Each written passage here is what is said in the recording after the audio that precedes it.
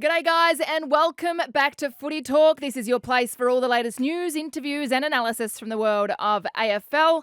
And today, Abbey Holmes here, and I am joined by the King of the West, Ryan Daniels. Rhino, great to have you on board once again. Always good to be here, Abs, and looking forward to doing a few more of these for the rest of the year. So around this time last year, I came off the bench. So and I got an opportunity and I took it with both hands. And then back to the rookie list for the start of the year. Yeah. And now again the opportunities come through. So I'm ready to grab it with both hands and take it wherever we can. Mate, we never want you to leave. Jay-Z, he's burnt us again. He is on the bad list. What's the go there? So he gets to the halfway point of the season and he goes, I just need to pull back. Yeah. I just need to pull back. Well, last year he dogged us for Pendles, that podcast that they did together, which is fair enough. I mean, almost 400 gamer, I'd probably dog us too. Yeah, me too. But look, this year he's a bit busy, Jay-Z. So you and I are stepping up on a Monday and having some fun. But we're the winners. How incredible was the weekend of sport? I mean, F1s were on, Tour de France was on, but the round 16 action that we saw, it was unbelievable. And you are, as I said, the King of the West. We've got to start with your Dockers, don't we? Yeah, we really do. I mean, they were superb. All week, people were asking, can they win? And I was like, well, no, they shouldn't be able to win because Sydney don't lose at home. Sydney are 3 games clear on top of the ladder. Sydney have 3 of the top 5 Brownlow contenders in Goulden and Warner and Heaney. There was a long list of reasons as to why they shouldn't win. Alex Pearce injured, not playing, and he's probably, if not the All-Australian fullback, very, very close to it before going down with an injury. There was just a long list of stuff there as to why they should not win that game. But they played with purpose. And the funny thing was, when they lost to Sydney over here about 6 weeks ago, they lost by quite a lot. I think in the margin was in the 40s. But when you were there, I called that game for Triple M. It was a lot closer than that. They just sucked in front of goal. They missed every chance that they had. They missed dead in front, 20 metres out, they'd miss. On the run, 15 metres out, in the goal square, they'd somehow hit the post. Like, it was that weird night that all clubs have once a year. So I know they were not confident, but they knew that they were better than the last performance against Sydney. So they turned up, they played superb. Josh Draper, this kid who's played now 13 games, or maybe 12 or 13 games. 13. Wow, they found one. They have absolutely found one. And when you're losing a guy like Alex Pearce, Brennan Cox is their centre-half back first choice. He's not playing. Oscar McDonald was the backup who was brought over to back those guys up. He's out. You get a kid like Draper, and suddenly you go, oh, he's ahead of schedule here. We've got one. So hats off to Fremantle. I think they're the real deal. I think they can actually.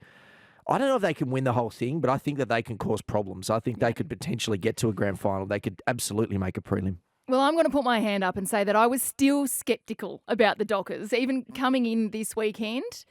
But I'm not now. I'm on board the Dockers train. What they did on the weekend was incredible to watch. Their midfield is elite. We'll get to Nat Fyfe in a moment. But Josh Draper, you mentioned this kid. His last 10 minutes of that game was sensational. He turned into Alex Rance all of a sudden. Ethan Meldrum gave me that one, but he actually did. He had 11 spoils throughout the game, and as you said, this is a kid in just his 13th game of AFL footy. But to roll the Swans by 1 point at the SCG, I mean, Logan McDonald, that kick after the siren. Oh, I felt for him. He looked a little dishevelled, didn't he? He didn't really know what he wanted to do with it. He was talking to the umpire rather than going back and taking a breath and getting himself set properly.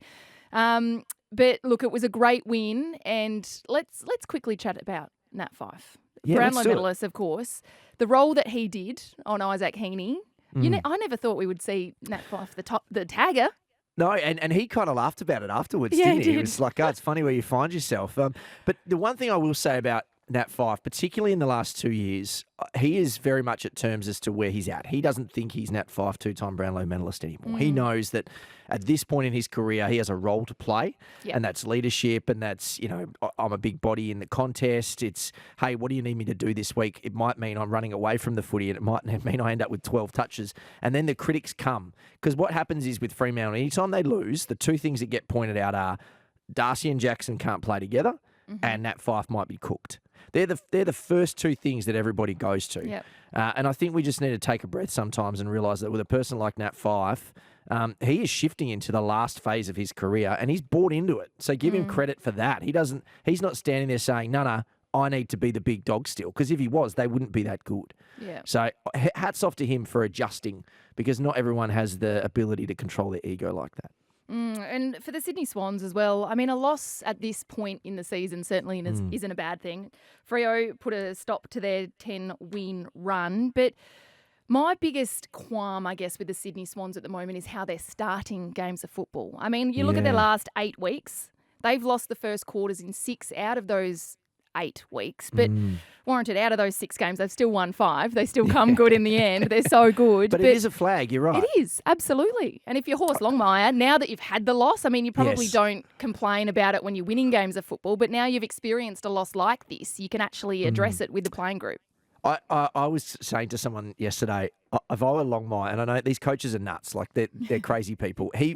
They almost don't like winning too much and too easily and too often, because you've got nothing to yell about and scream about and teach with. He'll be able to now go and say, hey, this is what happens. Yeah. We've been playing with our food for the last 8 weeks, and now we've been caught out because there wasn't enough time left in that game, and they almost pinched it anyway.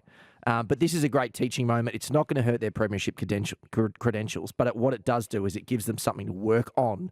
When you're flying and you're winning every game and you're clear on the top of the ladder, things might get a little complacent. So this is exactly what the coaching staff would have wanted. They don't want to lose games, but they need something to work with. Absolutely, they do. Well, let's move on to the Gold Coast Suns. They remain undefeated at home up there on the Gold Coast. They beat the Collingwood Footy Club by 11 points to move up into 8th position. 11th position on the ladder. But that was a very mature win by them. Look, the Pies were 26 points down at three-quarter time. They came back as you knew that they were going to. They hit the front. But those Gold Coast Suns players, they didn't roll over. And to go, I guess, go on and kick 2 goals late after the Pies had hit the front, that was what was so impressive for me. I was like you. I was watching that game and I thought, oh, here we go. Here go the Pies. They're going to do that thing that they always do. And once they got in front, you thought there was no chance the Suns were going to come back. No. You're right. They did show maturity. What we need to see is we need to see it somewhere else, because playing up on the Gold Coast, I think in terms of conditions, there's nowhere like it. Like it is the best home ground advantage for conditions, because it's slippery up there. The dew comes in at a certain stage of the day. Even the size of the stadium being a little bit smaller and it being sort of out, and you're on the Gold Coast, so people go there and maybe they're a little bit more relaxed. It's a nice place to be. So I just find that their home ground advantage is great. It's going to mean nothing though if they can't win on the road. I looked ahead for this week's fixture. I think they're playing North Melbourne. At Marvel. And as soon as I looked at it, I went, I don't know about that. I like North Melbourne's been going okay. Yeah. I don't have enough faith in Gold Coast yet away from home to tip them against North Melbourne, a team that has finished last or is about to finish last on the ladder. I just think that they need to. This is a week they need to come out and make a little bit of a statement on the road. I don't know. I'm getting really bullish about the Suns and what Damien Hardwick is building up there, but they do need to do it on the road, as you've just highlighted. But Noah Anderson, another 39 disposal game for him. Flanders, he was everywhere throughout the game. Bodie Ewland, I think they've found something really, really special there. And Ben Long, he just stepped up when he needed to. He made a few mistakes throughout the game, did Longy. But what I loved about it is that he went back and made an impact and got the footy back and popped up with 2 goals as well. But just with their spine at the Gold Coast Suns, I just think that they're starting to build. And we heard Dimmer in the pre-season famously say that I think it was 80% of their premiership team was there. So they've just got to find that 20. But if you can find some diamonds in the rough like a Ewland, then they're going to be exciting to watch over the years to come. Yeah, 100%. I agree. The talent is there. They've got a good coach. They've got that home ground advantage. They'll be fine. I'm not worried about the future of the Gold Coast Suns. Within the next 3 years, they're going to be a really strong team. So it's just a matter of how long it takes. Well, the Pies and the Bombers both lost over the weekend, so that sets up, of course, a massive game at the MCG on Friday night. But Tyson Stengle, this news, he's staying at the Cats for another 5 years on a contract that's worth around $3.5 million. If you're a Geelong fan, you're very happy to get that signature locked away. Oh, 100%. Like, he's been so good for them since coming over from the Crows. And we know that he had some difficulties in Adelaide and it just didn't work out.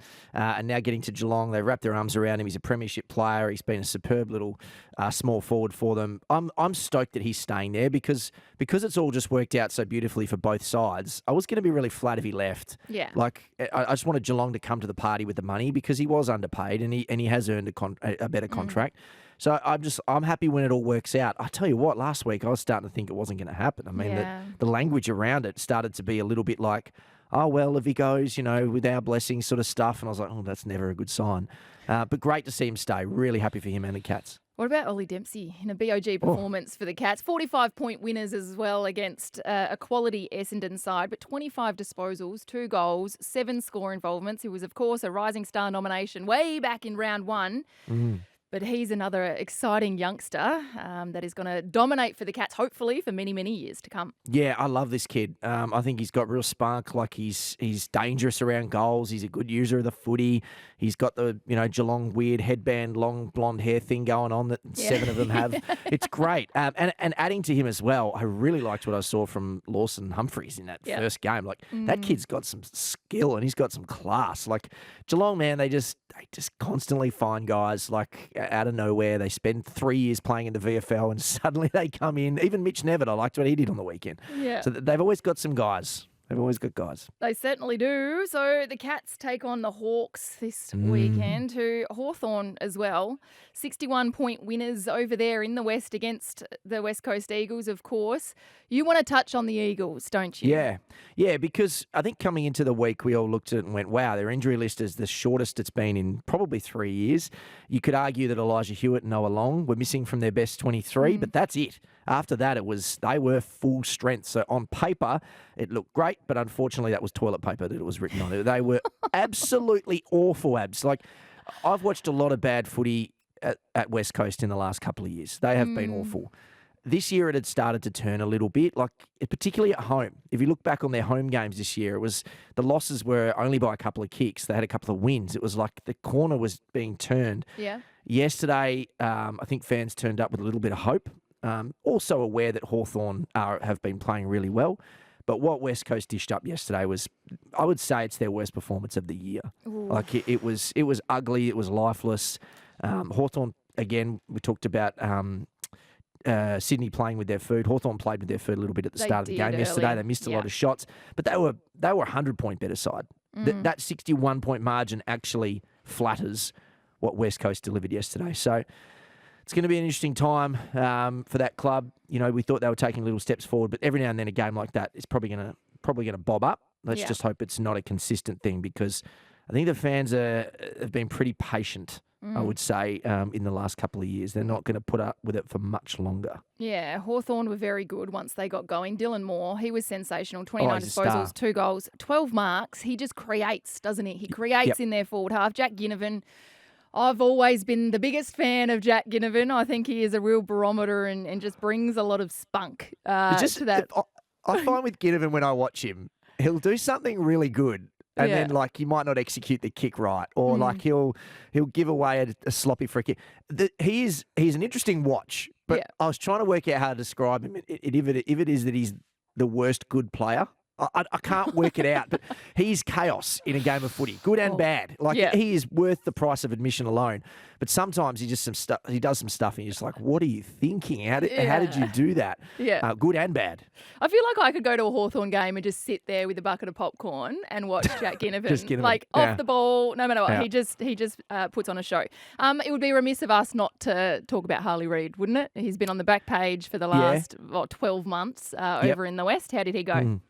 He was okay. Like, he was far from their worst, but he did not have the typical impact that he has. They didn't tag him. There was a lot of talk during the week, because the last game he played, St Kilda had some success with Windhager tagging him. So I think it was like, oh, well, from now on, teams are going to tag him. They didn't even play Finn McGuinness. So hats off to Hawthorn for just going head-to-head.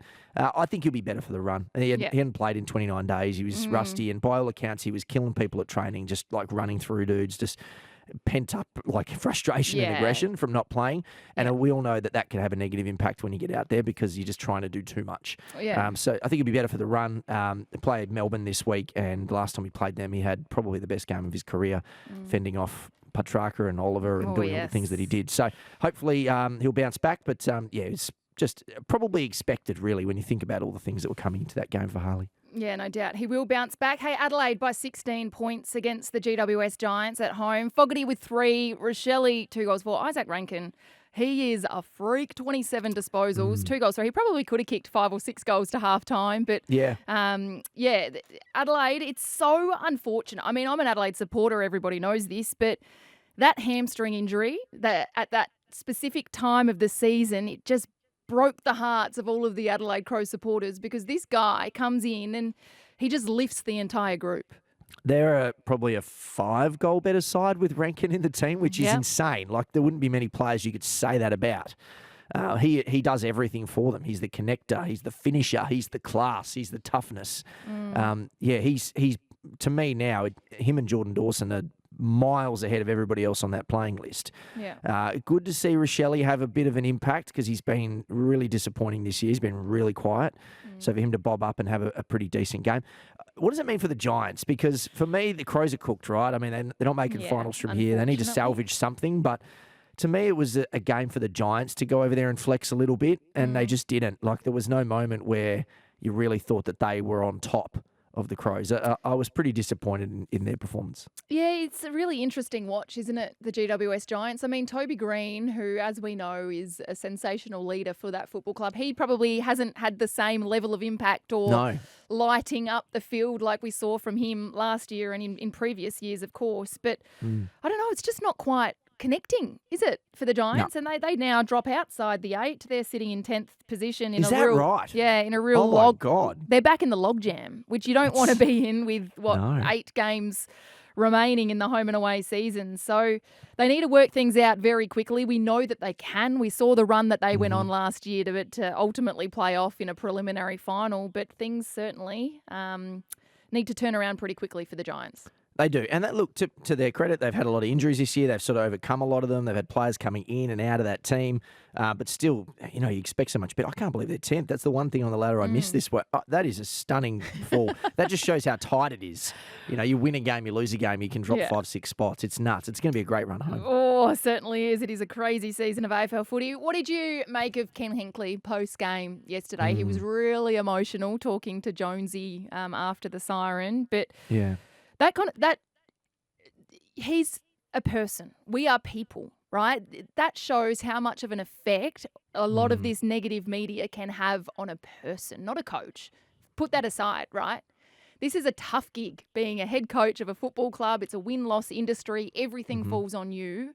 And that emotion, that raw emotion that we saw from Ken Hinkley, just shows how much he has been affected, not just over the last week, but over the last few years. 100%. And I would never suggest, and I don't think anyone should ever say the words, has Ken Hinkley lost the players? Because they love him. He loves them. They love him. It is so obvious to see. You see, Zach Butters just runs to him and hugs him at the siren. And, like the way he was trying to describe his emotions afterwards of those boys, those boys. And he could barely get the sentence out without tearing up. It's tough. And it's true what he said too. It's like it feels like we're on the bottom of the ladder the way that people were going on about it. I know we're not playing well, but we're trying. They're still 7th. Yeah, they're still 7th. Like, they're probably going to play finals if they can just keep it together for the next few weeks. But yeah, it was eye-opening. And I do think that, at times when the spotlight is on you, particularly in a small town or a 2-team town like the ones that I operate in and the one in Adelaide, it can feel like the whole world is coming down. Because I think in Victoria, with the media, there might be a team that's under the pump that week or for that 2 weeks. Yeah. And if you're one of the other 9 clubs, you can probably avoid it for the bigger part. There's usually someone who is, the punching bag. And then all you need to do is have a win and you can release that pressure and then it moves on to somebody else. Maybe it's Richmond's turn or Hawthorn's turn or Melbourne's turn, whoever. But over here and in South Australia, there's only 2 teams. Yeah. And if one of them's going pretty well, then the other one cops it. Or in their case, everyone expects Port Adelaide to be a premiership contender and they haven't shown that. So it is a difficult spot to be in. Yeah, it wasn't a pretty game of footy. No. Just getting over the line by 2 points. Hey, Max King, where's he at? Just the 2 behinds, 10 touches. Where are you seeing him so far in season 2024? Well, disappointing. A year of regression. You look at what his brother Ben's doing up on Gold Coast, and Ben's not tearing games apart. Ben's just kicking 2 to 3 goals a game. He's consistent. He's got a good midfield working with him. I have serious doubts about St Kilda's depth in the midfield and their list and their ability to provide King with good delivery. But, it's also some of it has to be on him as well. Yeah. I'm pretty disappointed so far, and I hope he comes good because he's such a talent. As I said, they don't need him necessarily to be Charlie Curnow. They just need him to kick 2 goals a week, maybe 3 every now and then, be a 50-goal forward, and that's probably we have to adjust maybe our ceiling and our expectation there. But it might be game plan. Some of it might just be game plan, and it just doesn't help him. Yeah, I have no doubt in my mind that he'll be able to turn things around. Hey, before we wrap up, very, very quickly, you think Carlton are becoming boring in a good way? Expand, please. Yeah, okay. So for the last couple of years, I'd look at Carlton's game coming up and I'd be like, I don't know what to do here. I don't know who to tip. I don't know which Carlton's going to show up. I don't know if they're going to beat Sydney and then lose to Richmond. I don't know if they're going to come over here and beat Fremantle at Optus and then go home and lose to North Melbourne or almost lose to North Melbourne. Like, this is a team that's been wildly inconsistent. And now it feels like they're one of the safer teams going around. It feels like they are professional, that they get the job done. Sam Walsh is turning up every single week. Their forward line is functioning beautifully. Their defenders are professional. Michael Voss is coaching really well. So I just feel like Carlton are now, that's Carlton. They'll win. Like, they're just boring. Like, they're playing the Giants this week. I feel so much safer about Carlton than I do GWS. Yeah. So I just think that's where they're at. And their skipper, I'll tell you what, he's having a year. I was about to touch on him. 40 disposals, 17 contested possessions. Brownlow? Can we start talking about Brownlow with Paddy Cripps? Well, we kind of have to because he's a proven vote getter. I'm just pulling it up now. He is now second in line for favouritism. So it's Nick Dacos, then it's Paddy Cripps, then it's the Bont, then it's Heaney, and then it jumps right off to Zach Merritt. But he is coming home with a wet sail. Yeah. As I said, proven vote getter. They're winning a lot of games. He could absolutely win the Brownlow. And I'll tell you what, he'd be a deserving winner. Could be a 2-timer come the end of 2024, and that would be deserving, wouldn't it? He's just such a brilliant leader, and what he's done for this football club over a number of years, right? In his first 150 games, he hadn't played one game in finals, Remarkable. And now for him to have so much help around him, you mentioned Walsh, there's Chera, there's Kennedy, there's so many guys in that midfield that are helping him, but he's still stepping up and still just taking the game on. Yeah, and a really good human too. Great family here from WA out near Geraldton. Really good family. So I'm really happy for him and for Carlton fans. Yeah, and little Coda was in the song in the huddle. Yes, that was, she's so beautiful. Hey, great work by you. Always good to have a chat on a Monday morning. Well done. Yes, thank you, Abs. Glad to join you. You've got a cat to go tend to. Oh, I do. Poor little Lordy. Hey, you've been listening to Footy Talk. If you have a question for us, hit us up on Instagram at footytalk_pod or at TikTok at Footy Talk Pod. If you are listening on Spotify, hit the bell to be notified when we drop a new episode. And tomorrow, it is Joey Montagna and Nick Rewalt. We'll see you then.